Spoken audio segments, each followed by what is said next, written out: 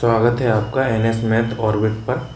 आज की इस वीडियो में हम चैप्टर 4 द्विघात समीकरण की प्रश्नावली 4.1 को बहुत ही आसान तरीके से सॉल्व करने वाले हैं। तो द्विघात समीकरण जो है हमारे चैप्टर 2 जो था हमारा द्विघात बहुपद, ठीक है, उससे लिंक है, ठीक है। उसके बाद हल्का सा अंतर, अगर वो चैप्टर 2 आपको अच्छे से समझ में आया था तो चैप्टर 4 भी अच्छे से समझ में आएगा, ठीक है।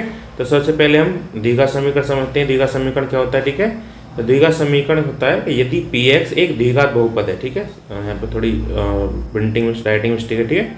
यदि Px एक द्विघात बहुपद है तो Px बराबर 0, ठीक है। Px क्या था, जैसे Px मिलता था हमको 3x² प्लस 2x प्लस 1, ठीक है, इस टाइप में मिलता था। उसके इक्वल में कुछ भी नहीं दिया होता था, ठीक है। लेकिन द्विघात में और बहुपद में क्या अंतर है कि यहाँ पे Px के इक्वल में 0 मिलेगा हमको, ठीक है। तो Px इक्वल 0 को द्विघात समीकरण कहते हैं। इसलिए चर x में द्विघाती समीकरण ax² plus bx plus c equal 0 के प्रकार की होती है, जहाँ a, b और c तीनों क्या है, वास्तविक संख्या है। और जो हमारी मेन चीज़ याद रखनी है कि जो हमारा x² का गुणांक है, ठीक है, a, वो 0 नहीं होना चाहिए, ठीक है। जैसे एग्जाम्पल ले सकते हैं √3x² प्लस 3x इक्वल 0, ठीक है। इसमें देखो x² का गुणांक 0 नहीं है, ठीक है, और इक्वल में 0 आ रहा है, ठीक है। तो ये बहुपद नहीं है, द्विघात समीकरण है। ऐसी दूसरे उदाहरण में 4 प्लस 3x माइनस x² बराबर 0, ठीक है, ये भी क्या है, द्विघात समीकरण है। फिर आता है हमारा द्विघात समीकरण का मानक अथवा व्यापक रूप। तो किसी द्विघात समीकरण Px बराबर 0 के पदों को घातों के घटते हुए क्रम में, ठीक है, घात तो घटते क्रम में मतलब सबसे पहले सबसे बड़ी घात, फिर उससे छोटी, फिर उससे छोटी, ठीक है, घटते क्रम में लिखने पर समीकरण मानक समीकरण अथवा व्यापक द्विघात समीकरण कहलाती है। चर x में द्विघात समीकरण का मानक अथवा व्यापक रूप होता है ax² plus bx plus c equal 0, जहाँ a, b, c क्या है, वास्तविक संख्याएं हैं, ठीक है। तो स्टूडेंट्स, जो हमारा द्विघात समीकरण होगा उसकी पहचान के लिए हमें मेन बात ये याद रखनी है कि जो बहुपद की अधिकतम घात है, बहुपद की अधिकतम घात वो क्या होनी चाहिए, वो हमारी 2 होनी चाहिए। क्या होनी चाहिए, 2, ठीक है। तो ऐसी जो समीकरण है हमारी, उसकी अधिकतम घात अगर 2 होगी तो समीकरण को हम क्या बोल सकते हैं, द्विघात समीकरण बोल सकते हैं, ठीक है। तो चलिए, हमें जितनी जानकारी प्रश्नावली 4.1 को सॉल्व करने के लिए चाहिए थी वो हमें मिल गई। और प्रश्नावली 4.1 की सवालों की ओर तरफ चलते हैं। तो स्टूडेंट्स, प्रश्नावली 4.1 का क्वेश्चन नंबर 1 है हमारे पास कि जांच कीजिए कि क्या निम्न द्विघात समीकरण है, ठीक है। हमें एक समीकरण दे रखी है, हमको इसको जांच करना है कि ये द्विघात समीकरण है या नहीं। तो उसके लिए हमें क्या करना है, इसको सॉल्व करना है। और सॉल्व करने के बाद अगर इसकी अधिकतम घात 2 आती है तो ये दी गई समीकरण द्विघात समीकरण है, और अधिकतम घात 2 नहीं आती है तो ये द्विघात समीकरण नहीं है, ठीक है। तो हम क्या लिखेंगे, इसको सॉल्व करेंगे सबसे पहले। तो हमें क्या दे रखा है, x प्लस 1 का होल स्क्वायर दे रखा है, तो हमें इसका होल स्क्वायर खोलना है। तो अगर हम होल स्क्वायर खोलें तो हमें फॉर्मूला याद होना चाहिए a प्लस बी के होल स्क्वायर का, ठीक है। तो फॉर्मूला में लिख देता हूँ, a प्लस बी का होल स्क्वायर होता है a² प्लस b² और प्लस 2ab, ठीक है। तो इसी फॉर्मूले से हम इसको खोलेंगे तो क्या आएगा, सबसे पहले x² प्लस 1 का स्क्वायर, ठीक है, और प्लस 2 ब्रैकेट में x मल्टीप्लाई में 1, ठीक है। ऐसी राइट साइड में 2 की मल्टीप्लाई x माइनस 3 में करोगे तो 2 की मल्टीप्लाई x में करेंगे तो क्या मिलेगा हमको, 2x, और 2 की मल्टीप्लाई माइनस 3 में करेंगे तो हमको मिलेगा 6। फिर मिलेगा दिस इम्प्लाई दैट x², 1 का स्क्वायर आएगा 1, और 2 मल्टीप्लाई x मल्टीप्लाई 1, ठीक है, तो हमको मिलेगा 2x, ठीक है। यानी 2 गुणा x गुणा 1 क्या मिलेगा, 2x बराबर 2x माइनस 6। अगली लाइन में हम लिखेंगे x² प्लस का 2x, ठीक है। अब इस 2x को लेफ्ट साइड में लेके आएंगे तो माइनस का 2x हो जाएगा, तो यहाँ से मिलेगा हमको माइनस का 2x प्लस 1। ऐसे ही माइनस के 6 को लेफ्ट साइड में लेके आएंगे तो हो जाएगा प्लस का 6, और बराबर राइट साइड में हम क्या रखना है, 0, क्योंकि द्विघात समीकरण क्या होता है, अभी हमने पीछे पढ़ा था कि जो बहुपद है उसके इक्वल में 0 आएगा तो द्विघात समीकरण होती है, ठीक है। तो यहाँ हम देखें तो प्लस का 2x माइनस का 2x कैंसिल हो जाएगा, ठीक है। तो हमारे पास क्या बचेगा, हमारे पास बचेगा x² प्लस 7 इक्वल 0। हम यहाँ पर देख सकते हैं कि इसमें जो हमारा चर x है उसकी अधिकतम घात कितनी है, 2 है, तो ये द्विघात बहुपद है। तो हम लिख सकते हैं दिस इम्प्लाई दैट उक्त समीकरण में, उक्त मतलब ऊपर वाली, ठीक है, उक्त समीकरण में चर x की अधिकतम घात 2 है अतः दिया गया समीकरण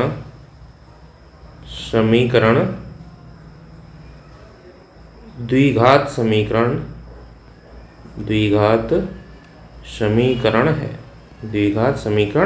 है। ठीक है, तो स्टूडेंट्स बहुत आसान तरीके से हमने क्वेश्चन नंबर 1 के पार्ट 1 को कंप्लीट कर लिया है। इसी तरह हम बाकी के सभी पार्टों को कंप्लीट करेंगे। चलते हैं क्वेश्चन नंबर 1 के पार्ट 2 की ओर। तो स्टूडेंट्स पार्ट 2 में हमको समीकरण दी है x² - 2x बराबर -2 मल्टीप्लाई में 3 - x। ठीक है, इस समीकरण को हमें सॉल्व करना है और फिर से जांच करके बतानी है कि क्या ये द्विघात समीकरण है या नहीं। ठीक है, तो लेफ्ट साइड में तो हम कुछ भी सॉल्व नहीं कर सकते, इसको हम जो कहते रहेंगे x² - 2x इक्वल, अब -2 की राइट साइड में मल्टीप्लाई करनी है 3 - x में, तो -2 की 3 में मल्टीप्लाई करेंगे तो आएगा 6 माइनस का -2 गुणा 3 माइनस का 6, और -2 की माइनस के x में करेंगे तो माइनस माइनस प्लस हो जाएगा और क्या आएगा प्लस का 2x। ठीक है, अब साइड चेंज करेंगे तो यहाँ से आएगा x²। ठीक है, अब माइनस का 2x और ये प्लस का 2x लेफ्ट साइड में आएगा तो क्या हो जाएगा माइनस का 2x, और माइनस का 6 राइट साइड लेफ्ट साइड में आएगा तो जाएगा प्लस का 6 बराबर 0। This imply that x² minus का 2x तो माइनस का 2x कितने हो जाएंगे माइनस के 4x। ठीक है, दोनों सेम चिन्ह के जुड़ जाएंगे और प्लस 6 बराबर 0। अब हम फिर से देख सकते हैं कि इस समीकरण में भी जो हमारा चर x है उसकी अधिकतम घात कितनी है 2 है, तो ये द्विघात समीकरण है। तो फिर से हम सेम लिखेंगे जो हमने पहले क्वेश्चन में लिखा था कि उक्त समीकरण में चर x की अधिकतम घात 2 है अतः दिया गया समीकरण द्विघात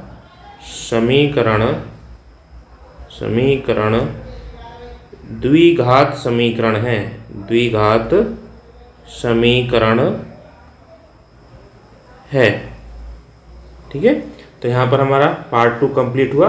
अब पार्ट 3 को सॉल्व करते हैं। तो पार्ट 3 में हमको समीकरण दी है x - 2 multiply x + 1 equal x - 1 और मल्टीप्लाई x + 3। ठीक है, हमको क्या करना है फिर से इसको सॉल्व करना है और जांच करके बतानी है क्या ये द्विघात समीकरण है या नहीं। ठीक है, तो सबसे पहले क्या करना है लेफ्ट साइड में 2 ब्रैकेट दिए हुए कोष्टक दिए हुए उनको हमें आपस में मल्टीप्लाई करनी है। ठीक है, तो सबसे पहले हम x की मल्टीप्लाई करेंगे x + 1 में, उसके बाद -2 की मल्टीप्लाई करेंगे x + 1 में। ठीक है, ऐसे ही इसमें राइट साइड में x की मल्टीप्लाई करेंगे पहले x + 3 में और फिर -1 की मल्टीप्लाई करेंगे x + 3 में। ठीक है, तो सबसे पहले लिखेंगे x गुणा में क्या आएगा x + 1 और फिर -2 की गुणा करनी है तो यहाँ पे आएगा -2 गुणा x + 1 बराबर। ठीक है, ऐसे ही राइट साइड में देखेंगे x गुणा x + 3 और इधर देखेंगे तो यहाँ से आएगा -1 गुणा x + 3। ठीक है, तो अब x की गुणा x + 1 में करेंगे तो x की गुणा पहले x में करेंगे तो क्या आएगा x² यानी x की घात 2, x की गुणा 1 में करेंगे तो क्या आएगा x, -2 की गुणा x में करेंगे तो आएगा माइनस का 2x और -2 की 1 में गुणा करेंगे प्लस का तो माइनस प्लस माइनस और माइनस का 2 की गुणा 1 में करोगे तो 1 2। ऐसे ही x की गुणा x + 3 में करनी है तो x की गुणा x में करेंगे तो क्या आएगा x की घात 2 प्लस x की गुणा 3 में करेंगे तो कितना आएगा 3x। ऐसे ही -1 की गुणा करनी है x + 3 में तो -1 की गुणा x में करेंगे तो क्या आएगा माइनस का x, -1 की गुणा प्लस के 3 में करेंगे तो आएगा माइनस का 3।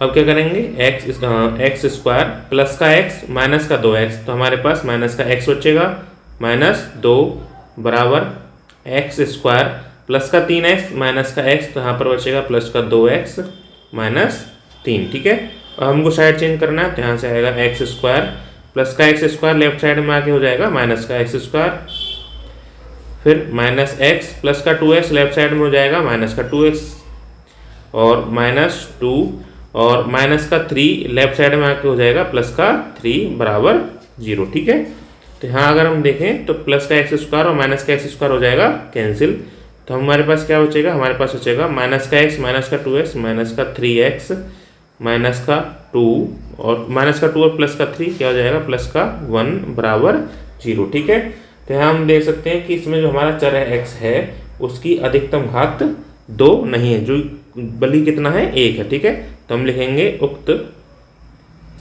उक्त समीकरण में चर x की अधिकतम घात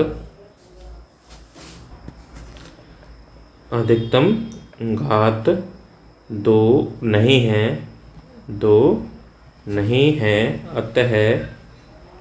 अतः दिया गया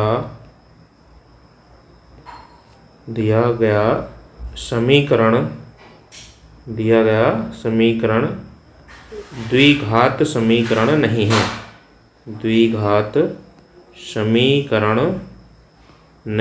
है, ठीक है।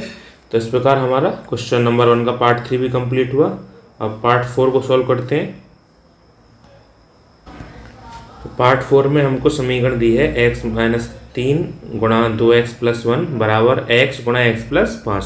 तो इसको भी हमें सॉल्व करके जांच करना है कि ये द्विघात समीकरण है या नहीं। ठीक है, तो सबसे पहले लेफ्ट साइड में हमें x की गुणा 2x प्लस 1 में करनी है, फिर माइनस 3 की गुणा 2x प्लस 1 में करनी है, और फिर राइट साइड में x की गुणा x प्लस 5 में करनी है। ठीक है, सबसे पहले हम लिखेंगे x गुणा 2x प्लस 1, फिर माइनस 3 गुणा 2x प्लस 1 बराबर, अब x की गुणा x में करेंगे तो कितना आएगा, x की घात 2, और x की गुणा प्लस 5 में करेंगे तो कितना आएगा, 5x। ठीक है, अब x की गुणा 2x में करेंगे तो कितना हो जाएगा, 2x की घात 2, और x की गुणा 1 में करेंगे तो आएगा x। ठीक है, माइनस 3 की गुणा 2x में करेंगे तो 3 दूनी 6, तो माइनस का 6x आएगा, और माइनस 3 की गुणा 1 में करेंगे तो आएगा माइनस का 3 बराबर x स्क्वायर और प्लस का 5x। ठीक है, तो फिर हमको मिलेगा 2x स्क्वायर प्लस का x माइनस का 6x, तो हमारे पास माइनस का 5x बचेगा, माइनस 3 बराबर x स्क्वायर प्लस 5x। ठीक है, हमको साइड चेंज करनी है, तो जब साइड चेंज करेंगे तो आएगा 2x स्क्वायर प्लस का x स्क्वायर लेफ्ट साइड में आके माइनस का x स्क्वायर हो जाएगा, तो हम लिखेंगे minus x square minus 5x, और माइनस प्लस का 5x फिर से लेफ्ट साइड में आके क्या हो जाएगा, माइनस का 5x, तो लिखेंगे माइनस 5x और माइनस 3 बराबर 0। ठीक है, तो जैसे हमने स्टार्टिंग में इंट्रो में देखा था कि हम हर बार क्या करते हैं, सॉल्व करके घातों घटते हुए क्रम में लिखते हैं ताकि हम पहचान कर सकें कि ये द्विघात समीकरण है या नहीं। ठीक है, और यहाँ देखें प्लस का 2x स्क्वायर और माइनस का x स्क्वायर, तो प्लस का x स्क्वायर बचेगा हमारे पास, तो आएगा x स्क्वायर माइनस का 5x, तो दोनों सेम चिन्ह के जुड़ जाएंगे तो कितना आएगा, माइनस का 10x माइनस 3 बराबर 0। ठीक है, हम देखें यहाँ पे चर x की अधिकतम घात कितनी हमारे पास, 2 है, तो यह एक द्विघात समीकरण है। तो हम लिखेंगे उक्त समीकरण में चर x की अधिकतम घात 2 है, अतः दी गई समीकरण या दिया गया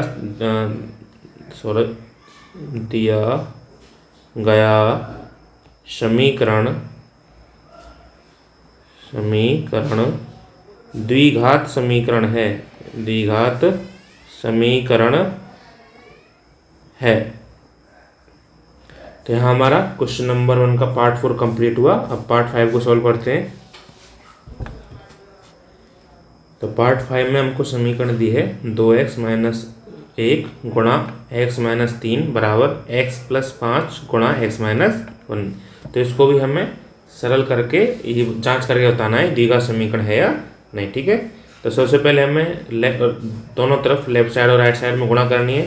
तो पहले 2x की गुणा x माइनस 3 में करेंगे फिर माइनस 1 की। ठीक है, तो सबसे पहले लिखेंगे 2x गुणा x माइनस 3, लिखेंगे माइनस 1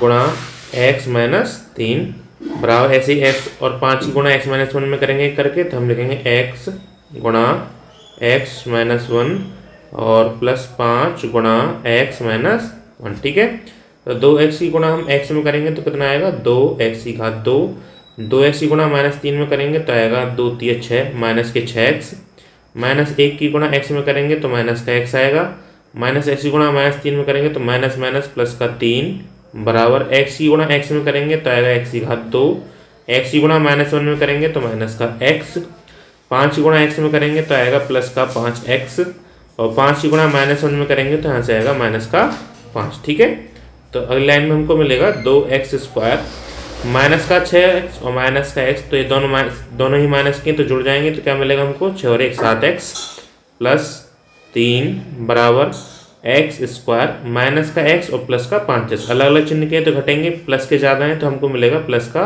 4x माइनस का 5। ठीक है, अब साइड चेंज करेंगे तो यहाँ से हमको मिलेगा 2x² प्लस का x² लेफ्ट में आएगा तो यहाँ से हमको मिलेगा -x² माइनस 7x प्लस का 4x लेफ्ट में आएगा तो हो जाएगा माइनस का 4x, तो -4x और प्लस 3 माइनस का 5 लेफ्ट साइड में आएगा तो हो जाएगा प्लस का 5 बराबर 0। अब देखो प्लस का 2x² माइनस का x² अलग अलग चिन्ह के तो घटेंगे, तो हमको घटाने पर मिलेगा प्लस के ज़्यादा हैं तो प्लस का x² मिलेगा, माइनस के 7x माइनस के 4 दोनों सेम चिन्ह के तो जुड़ जाएंगे तो क्या मिलेगा हमको 7 और 4 11x, और प्लस का 3 और प्लस का 5 दोनों सेम चिन्ह के तो जुड़ जाएंगे तो कितना आएगा हमारे पास प्लस का 8 बराबर 0। ठीक है, अब फिर से हम क्या दे सकते हैं कि यहाँ पे द्विघात समीकरण की अधिकतम घात कितनी मिली हमको 2 मिली है, अतः ये द्विघात बहुपद और द्विघात समीकरण है। तो हम लिखेंगे उक्त समीकरण में चर x की अधिकतम घात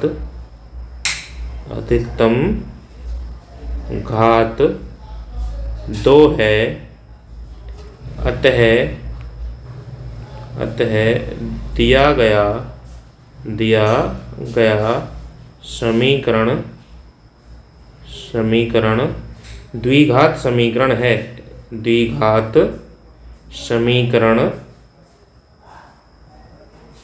है, ठीक है, तो यहाँ पर पार्ट 5 भी कंप्लीट हुआ। इसी प्रकार हम पार्ट 6 को सॉल्व करेंगे। चलो पार्ट 6 को सॉल्व करते हैं। तो पार्ट 6 में हमको समीकरण दी है x की घात 2 प्लस 3x प्लस 1 बराबर x माइनस 2 का होल घात 2। ठीक है, तो इसमें हमें लेफ्ट साइड में तो कुछ कर नहीं सकते, लेफ्ट साइड हमारा सामान्य रूप में, तो हम इसको लिखेंगे x की घात 2 प्लस 3x प्लस 1 बराबर।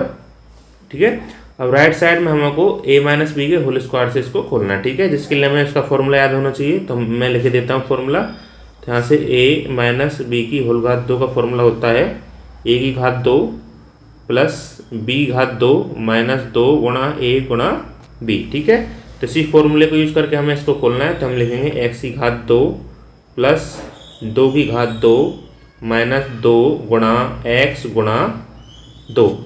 तो फिर हमको अगली लाइन में मिलेगा x² प्लस 3x प्लस 1 बराबर x² 2 की घात 2 कितना आएगा 4, और माइनस 2 गुणा x गुणा 2, तो 2 दिन कितना आएगा 4x। ठीक है, अब हम साइड चेंज करेंगे तो हमको मिलेगा x² प्लस का x² लेफ्ट में आके क्या हो जाएगा माइनस का x² प्लस का 3x माइनस का 4x लेफ्ट में आके हो जाएगा प्लस का 4x प्लस 1 और प्लस का 4 लेफ्ट में आके हो जाएगा माइनस का 4 बराबर 0। ठीक है, अब हम क्या देखते हैं कि प्लस का x² माइनस का x² कैंसिल हो जाएगा, तो हमको मिलेगा अगली लाइन में प्लस का 3 और प्लस का 4 कितना हो जाएगा प्लस का 7x, और प्लस का 1 माइनस का 4 हमारे पास बचेगा माइनस का 3 बराबर 0।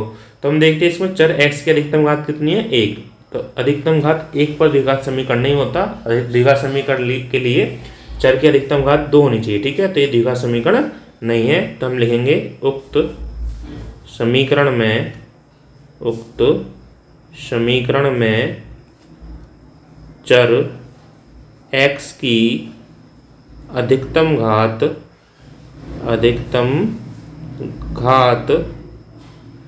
2 नहीं है, अतः दिया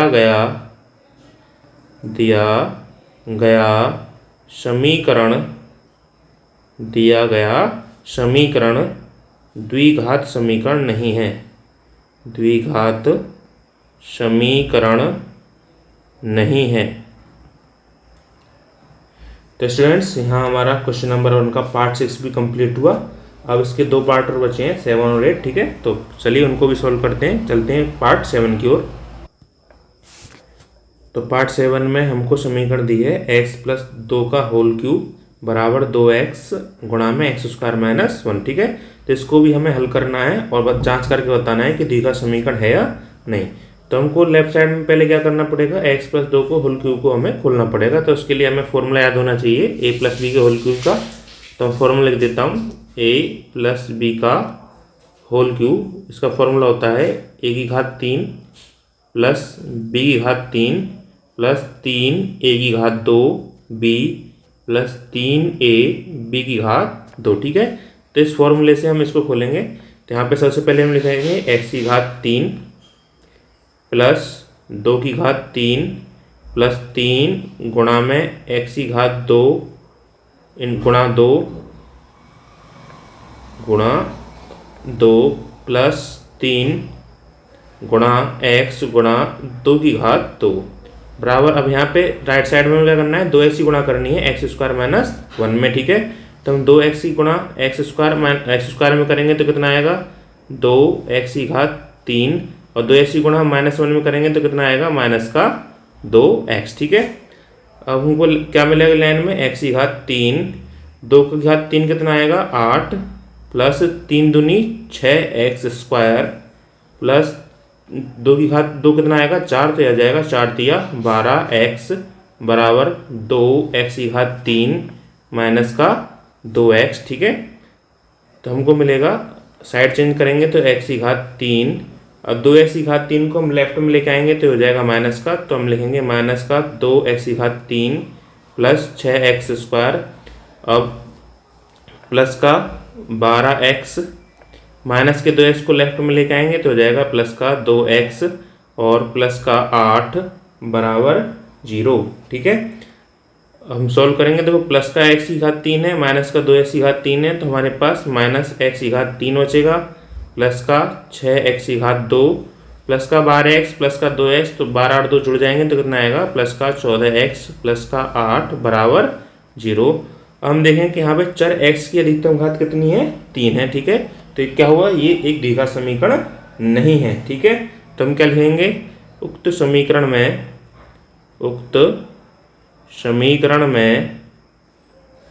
में चर x की अधिकतम घात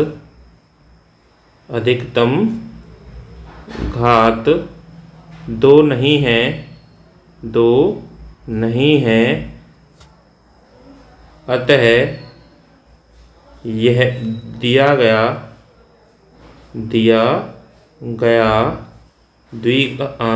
समीकरण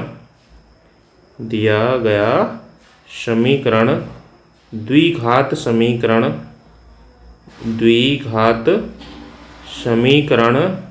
नहीं है। ठीक है, तो इस तरह हमारा पार्ट 7 भी कंप्लीट हुआ। अब क्वेश्चन नंबर 1 का पार्ट 8 बचा है, जो कि इस क्वेश्चन नंबर 1 का आखिरी पार्ट है, उसको सॉल्व करते हैं। तो क्वेश्चन नंबर 1 के पार्ट 8 में हमको समीकरण दी है x³ माइनस का 4x² माइनस x + 1 और राइट साइड में दिया है x - 2 का होल घात 3। ठीक है, इसको फिर से हमें सॉल्व करके बताना है कि द्विघात समीकरण है या नहीं। ठीक है, तो लेफ्ट साइड में तो हम कुछ कर नहीं सकते, सामान्य रूप में दिया हुआ है, तो हम लिखेंगे x³ minus 4x² minus x + 1। ठीक है, राइट साइड में हमें इसको a - b के होल घात 3 से सॉल्व करना है, तो उसका हमें फॉर्मूला याद होना चाहिए। ठीक है, तो फॉर्मूला क्या होता है, हम लिख देता हूँ, यह आएगा a - b का होल घात 3। तो फॉर्मूला होता है हमारे पास a³ minus b³ minus 3a² और प्लस 3a b²। तो जब हम यहाँ पे रखेंगे तो सबसे पहले आएगा हमारे पास x³ माइनस 2³ माइनस 3 x² और गुणा में 2 प्लस 3 गुणा x और गुणा 2²।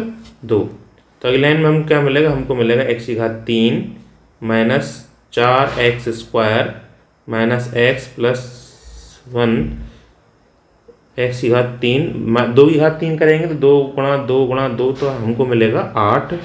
अब यहाँ पे करेंगे 3 दूनी 6, तो यहाँ से आएगा माइनस का 6 एक्स की घात 2, और 2 की घात 2 कितना आएगा 4, और 4 गुणा 3 में करेंगे तो कितना आएगा 12, तो हमको मिलेगा यहाँ से 12 एक्स। ठीक है, हम साइड चेंज करेंगे तो हमको मिलेगा एक्स की घात 3 प्लस का एक्स की घात 3 लेफ्ट में आके हो जाएगा माइनस का एक्स की घात 3 माइनस 4 एक्स स्क्वायर, माइनस का 6 एक्स स्क्वायर लेफ्ट में आके हो जाएगा प्लस का 6 एक्स स्क्वायर, माइनस का एक्स प्लस का 12 एक्स लेफ्ट में आके हो जाएगा माइनस का 12 एक्स, और प्लस का 1 माइनस का 8 लेफ्ट में हो जाएगा प्लस का 8 बराबर 0। हम देखेंगे प्लस का एक्स की घात 3 माइनस का एक्स की घात 3 कट जाएंगे। ठीक है, तो हमारे पास बचेगा माइनस का 4 एक्स स्क्वायर प्लस का 6 एक्स स्क्वायर, तो प्लस के ज़्यादा हैं तो हमारे पास प्लस के बचेंगे 2 एक्स स्क्वायर, माइनस का एक्स माइनस का 12 एक्स, तो 12 और 1 हो जाएगा माइनस का 13 एक्स, और प्लस का 1 और प्लस का 8 हो जाएंगे प्लस का 9 बराबर 0। तो हम यहाँ क्या देखते हैं कि चर x की अधिकतम घात कितनी है 2 है, अतः एक द्विघात समीकरण है। तो हम लिखेंगे उक्त समीकरण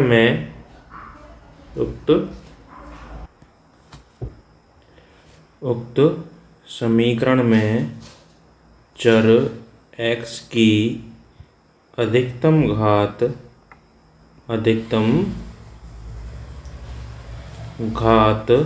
2 है, अधिकतम घात 2 है, अतः दिया गया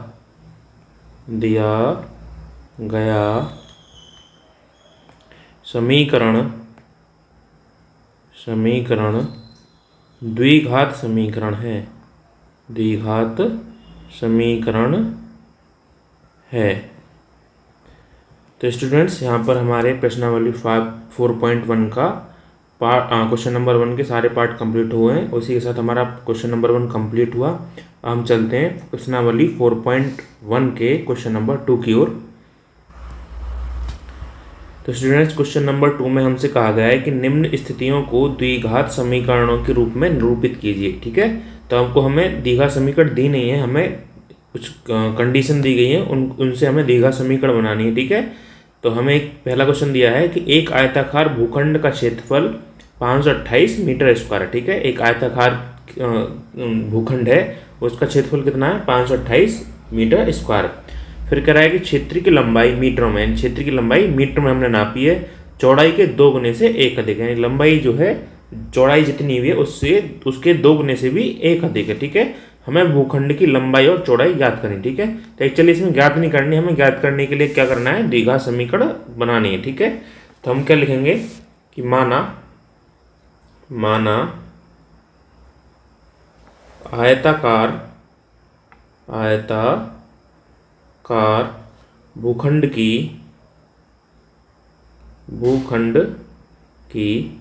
हम देखें स्टूडेंट्स में क्या दे रखा है कि जो क्षेत्र की लंबाई है वो चौड़ाई के 2 गुने से अधिक है, यानी कि क्षेत्र की लंबाई है वो डिपेंड किस पे कर रही है, चौड़ाई पे डिपेंड कर रही है। ठीक है, तो हम चौड़ाई को चर मानेंगे x। ठीक है, तो भूखंड की चौड़ाई बराबर x मीटर, तब आयताकार भूखंड की लंबाई बराबर। ठीक है, तो लंबाई के बारे में हमसे क्या कहा है कि वो चौड़ाई के 2 गुने से, यानी चौड़ाई का 2 गुना कितना हो जाएगा 2x, इससे भी 1 अधिक है। ठीक है, तो हमारी लंबाई कितनी हो जाएगी 2x + 1 मीटर। ठीक है, हमें क्या दिया है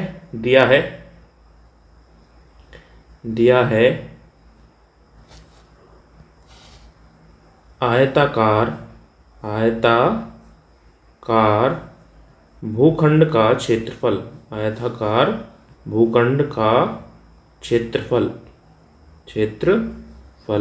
वो हमको दिया गया है 528 मीटर स्क्वायर। ठीक है, तो आयत का क्षेत्रफल क्या होता है, आयत का क्षेत्रफल होता है लंबाई गुणा चौड़ाई। तो हम लिखेंगे अर्थात लंबाई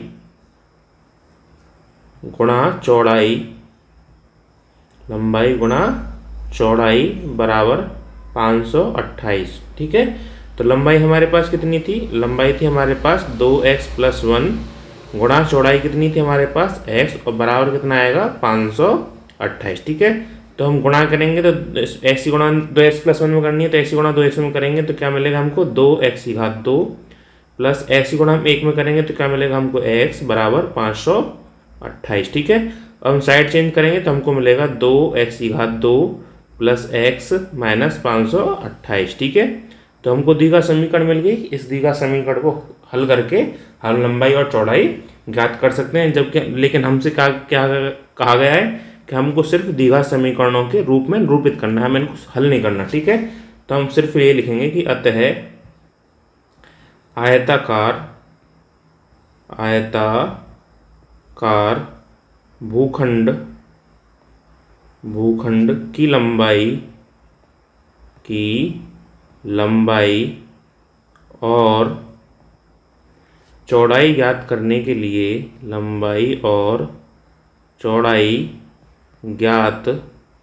करने के लिए समीकरण होगा। ठीक है, तो क्या समीकरण मिला है हमको, समीकरण मिला है हमें 2x² प्लस x माइनस 528 बराबर 0। ठीक है, तो यहाँ पर हमारा क्वेश्चन नंबर 2 का पार्ट 1 कंप्लीट होता है। अब क्वेश्चन नंबर 2 के पार्ट 2 को हम सॉल्व करेंगे। तो क्वेश्चन नंबर 2 के पार्ट 2 में हमसे कहा गया है कि दो क्रमागत धनात्मक पूर्णांकों का गुणनफल 306 है, हमें पूर्णांकों को ज्ञात करना है। ठीक है, तो हमें ज्ञात नहीं करना, हमें पूर्णांक को ज्ञात करने के लिए द्विघात समीकरण बना कर देनी है। ठीक है, तो क्रमागत धनात्मक पूर्णांक क्या होते हैं, तो हमें धनात्मक पूर्णांक लेने हैं जो कि क्रम के हों। जैसे अगर हम 5 लें धनात्मक पूर्णांक तो 5 से अगला धनात्मक पूर्णांक क्या आएगा 6। तो कैसे मिलेगा ये हमको 5 + 1 करें। ठीक है, तो हम कोई भी एक धनात्मक पूर्णांक लेते हैं, उससे अगला जो क्रमागत धनात्मक पूर्णांक आएगा वो उसमें एक जोड़कर मिलेगा हमको। ठीक है, तो हम क्या मानते हैं, माना पहला धनात्मक पूर्णांक बराबर x तथा दूसरा धनात्मक पूर्णांक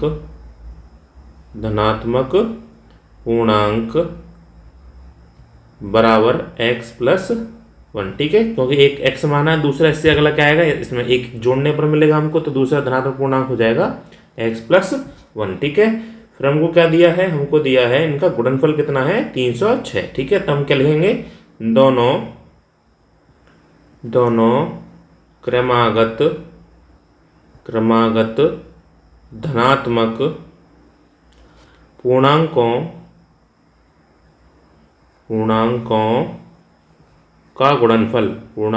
का गुणनफल बराबर कितना दिया हुआ है हमको 306। ठीक है, तो हमारा पहला धनात्मक पूर्णांक कितना है x गुणा दूसरा धनात्मक पूर्णांक कितना है x+1। ठीक है, तो इनका गुणनफल कितना दिया है हमको 306। ठीक है, तो हम x की गुणा x में करेंगे तो हमको क्या मिलेगा x² प्लस x की गुणा हम 1 में करेंगे तो हमको मिलेगा x बराबर 306। तो हम साइड चेंज करेंगे तो हमको मिलेगा x² यानी x² प्लस x और 306 लेफ्ट में लेके आएंगे तो प्लस हो जाएगा माइनस का 306 बराबर 0। ठीक है, तो ये हमको दी गई समीकरण मिल गई। तो हम सिर्फ क्या लिख सकते हैं कि अतः अभीष्ट मतलब जो हमसे पूछे गए। ठीक है, अभीष्ट पूर्णांकों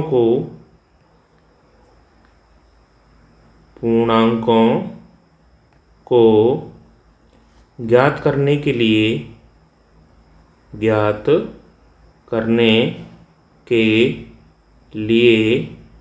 समीकरण होगा। तो क्या होगा समीकरण हमको मिला है x² प्लस x माइनस 306 बराबर 0। ठीक है, तो इस प्रकार हमारा क्वेश्चन नंबर 2 का पार्ट 2 भी कंप्लीट होता है। अब हम पार्ट 3 को सॉल्व करेंगे। तो पार्ट 3 में हमसे कहा गया है कि रोहन की माँ उससे 26 वर्ष बड़ी है, उनकी आयु वर्षों में का गुणनफल यानी उनकी जो आयु वर्षों में ली गई है तो उनकी आयु का गुणनफल अब से 3 वर्ष पश्चात 360 हो जाएगा। ठीक है, हमें रोहन की वर्तमान आयु ज्ञात करनी है, ठीक है। यानी कि हमें रोहन की वर्तमान आयु ज्ञात करने के लिए क्या करना है, दीर्घा समीकरण बनाना है, ठीक है। तो इसके लिए हमें रोहन की वर्तमान आयु माननी पड़ेगी, ठीक है। तो हम क्या मानेंगे, माना रोहन की वर्तमान आयु, रोहन की वर्तमान आयु बराबर x वर्ष, तब माँ की, या फिर रोहन की माँ की लिखेंगे, तब रोहन की माँ की वर्तमान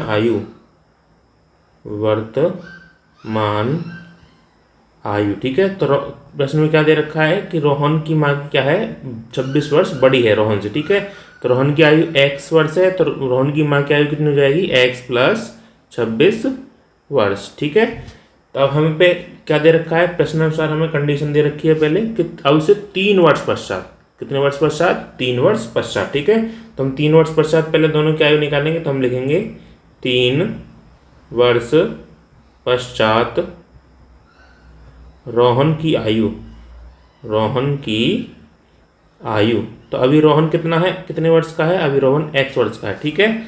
3 वर्ष पश्चात कितने का हो जाएगा, वो जाएगा x + 3 वर्ष का, कितना, x + 3 वर्ष का। इसी प्रकार हम रोहन की माँ की आयु निकालेंगे, तो हम लिखेंगे 3 वर्ष पश्चात रोहन की माँ की आयु, ठीक है। तो रोहन की माँ की वर्तमान आयु कितनी है, x + 26 वर्ष। 3 वर्ष पश्चात के लिए हम क्या करेंगे, इसमें 3 और जोड़ देंगे, तो कितना हो जाएगा, ये हो जाएगा x + 26 और 3 29 वर्ष, ठीक है। अब हमें क्या दे रखा है, कंडीशन दे रखा है कि उनकी आयु का गुणनफल 3 वर्ष पश्चात कितना हो जाएगा, 360, ठीक है। तो हम लिखेंगे प्रश्नानुसार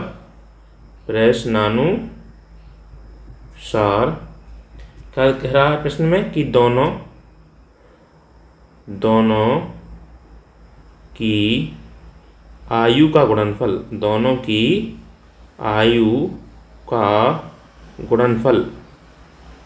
कितना दे रखा है, वो दे रखा है 360, ठीक है। तो हमारे पास रोहन की आयु कितनी है, रोहन की आयु हमारे पास x + 3 वर्ष, ठीक है। और रोहन की माँ की आयु कितनी है, x + 29 वर्ष, और इनकी आयु का गुणनफल कितना है, 360, ठीक है। अब हम गुणा करेंगे, तो पहले x की गुणा करेंगे, तो हम लिखेंगे x × x + 29 और +3 × x + 29 बराबर 360, ठीक है। तो हम x की गुणा x + 29 में करेंगे, तो x की गुणा हम x में करेंगे तो कितना आएगा, x⁻2।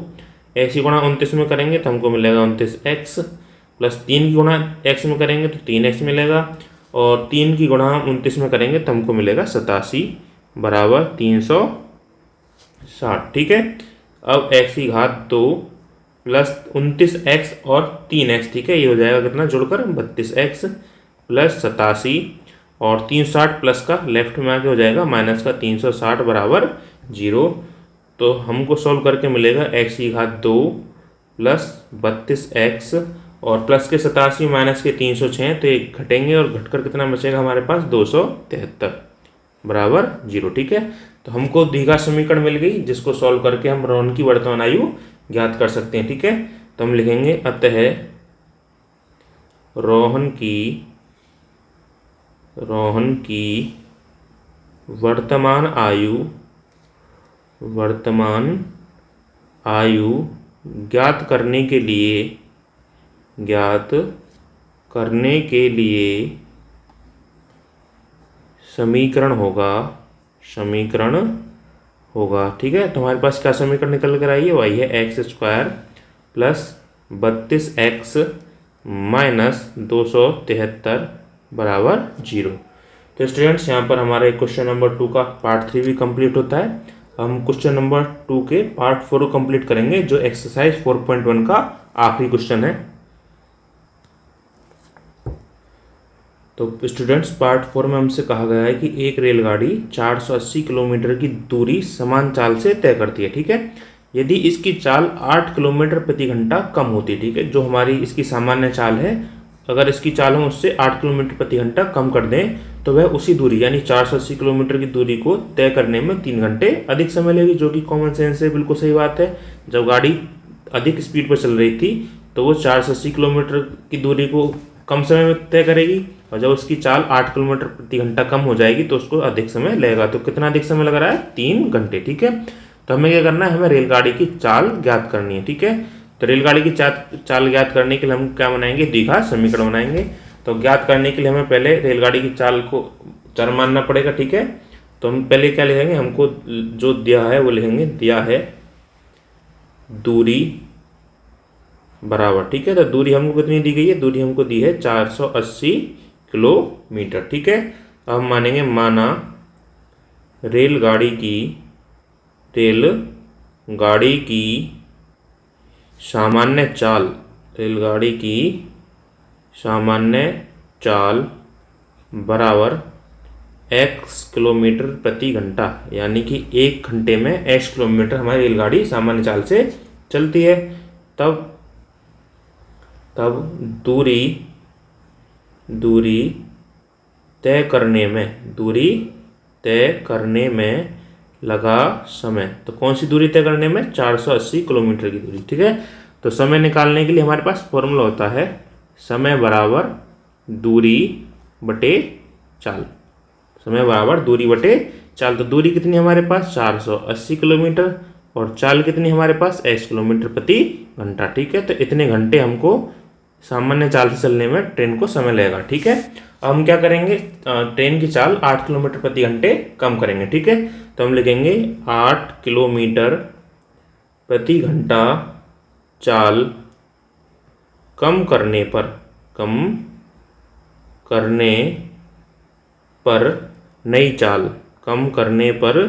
नई चाल। ठीक है, तो पहले कितनी थी चाल हमारी? x किलोमीटर प्रति घंटा, इसमें से 8 किलोमीटर प्रति घंटा हम कम करेंगे तो हमारी नई चाल आएगी x माइनस 8 किलोमीटर प्रति घंटा। ठीक है, तब दूरी तय करने में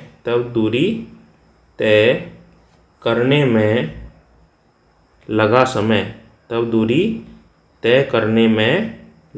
समय, तो समय फिर से क्या होगा? दूरी बटे चाल। तो दूरी अभी भी हमारी कितनी है? 480 किलोमीटर, लेकिन चाल अब कितनी है हमारे पास? x माइनस 8 किलोमीटर प्रति घंटा।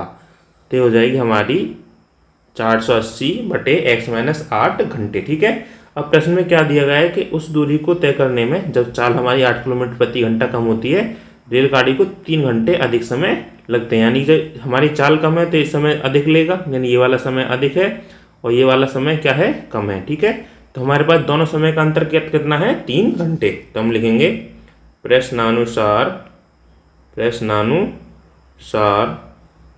अधिक समय कौन सा हमारे पास? 480 बटे x माइनस 8। इसमें से हम कम समय घटाएंगे जो कि कितना है? 480 बटे x। तो कितने घंटे का अंतर आ रहा है हमारे पास? 3 घंटे का। ठीक है, अब इसको हमें सॉल्व करके द्विघात समीकरण बनानी है। तो सबसे पहले हम क्या करेंगे? x माइनस 8 और x का एलसीएम लेंगे। तो x माइनस 8 और x का एलसीएम कितना आएगा? x गुणा x माइनस 8। ठीक है, और x ही गुणा x एलसीएम में करेंगे तो x कट जाएगा, तो हमारी x माइनस 8 की गुणा कितनी किसमें होगी? 480 में। ठीक है, और ऐसे x माइनस 8 की गुणा हम भाग इसमें करेंगे तो x माइनस 8 कट जाएगा, तो x की गुणा होगी 480 में। ठीक है, तो सबसे पहले यानी कुल मिला के ये है क्रॉस मल्टीप्लाई होनी है हमारी, इसकी इसमें इसकी इसमें। ठीक है, तो x की गुणा आएगा 480 में करेंगे तो आएगा 480 x माइनस 480 और गुणा में x माइनस 8। ठीक है, और बराबर में कितना आएगा? 3। ठीक है, आए के लिए हम अगले पेज पर चलते हैं। तो पिछले पेज पर हमको क्या मिला था? पिछले पेज पर हमको मिला था 480 x माइनस 480 और गुणा में था x माइनस 8 और बटे में था x गुणा x माइनस 8 बराबर 3। ठीक है, तो हम सॉल्व करते हैं। तो यहाँ से आएगा 480 माइनस 480 की x में गुणा करोगे तो आएगा माइनस के 480 x, सॉरी यहाँ पर भी 480 ऐसा आएगा, और माइनस माइनस प्लस 480 की हम अगर 8 में गुणा करें तो आएगा 3840 बटे x की गुणा x में करेंगे तो हमको मिलेगा x की घात 2 माइनस x की गुणा 8 में करेंगे तो हमको मिलेगा 8x और बराबर में है हमारा 3। ठीक है, हम देखेंगे प्लस का 480x माइनस का 480x कट गई, तो हमारे पास क्या बचा, हमारे पास बचा 3840 बराबर, अभी एक्स स्क्वायर माइनस 8x भाग में बराबर के दूसरी साइड जाएगा तो गुणा में जाएगा, तो हमारे पास क्या आएगा 3 गुणा में एक्स स्क्वायर माइनस 8x, हमारे पास बचेगा 3840 बराबर 3 की गुणा हम एक्स स्क्वायर में करेंगे तो कितना आएगा 3x स्क्वायर, 3 गुणा 8 में करेंगे तो कितना आएगा 8 या 24 यानी कि 24x। ठीक है, अब हम साइड चेंज करेंगे तो हमको मिलेगा 3x स्क्वायर माइनस 24x और 3840 प्लस का दूसरा साइड जाएगा तो जाएगा माइनस का 3840 बराबर 0। ठीक है, हम इसमें पूरी समीकरण में 3 से भाग भी दे सकते हैं, तो हम भाग देंगे तो भाग देने पर 3 एकम 3 माइनस 3 का भाग हम 24 में करेंगे तो 8 बार जाएगा, या फिर हम 3 कॉमन ले सकते हैं, ऐसे करके 3 कॉमन लेंगे तो आएगा एक्स स्क्वायर, यहाँ पर आएगा कितना 8x, और यहाँ से हम 3 कॉमन लेंगे तो आएगा 1280 बराबर 0। ठीक है, अब 3 गुणा में बराबर दूसरी साइड जाएगा भाग में, और 0 में किसी का भाग करेंगे तो क्या मिलेगा हमको 0 ही मिलेगा। ठीक है, तो हमारे पास समीकरण बचती है x square minus 8x minus 1280 बराबर 0। ठीक है, जो कि हमारी अभीष्ट द्विघात समीकरण है, जिसको सॉल्व करके हम रेलगाड़ी की सामान्य चाल ज्ञात कर सकते हैं। ठीक है, तो हम लिखेंगे अतः रेलगाड़ी की चाल ज्ञात करने के लिए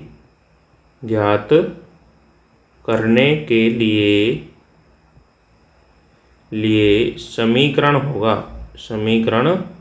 होगा, तो क्या होगा समीकरण x square minus 8x minus 1280 बराबर 0। तो स्टूडेंट्स, यहाँ पर हमारी प्रश्नावली 4.1 खत्म होती है। आशा करता हूँ कि आपको वीडियो अच्छी लगी और सारे क्वेश्चन बहुत ही आसान तरीके से समझ में आएंगे। अगर आपका कोई डाउट है तो आप कमेंट सेक्शन में पूछ सकते हैं, मैं ज़रूर रिप्लाई करूँगा। और आएगी वीडियो के लिए इंतज़ार करें, बहुत जल्द आपको अगली एक्सरसाइज 4.2 की वीडियो मिलेगी। और अगर आपने हमारे चैनल को सब्सक्राइब नहीं करा है तो प्लीज़ हमारे चैनल को सब्सक्राइब करें। तब तक के लिए धन्यवाद।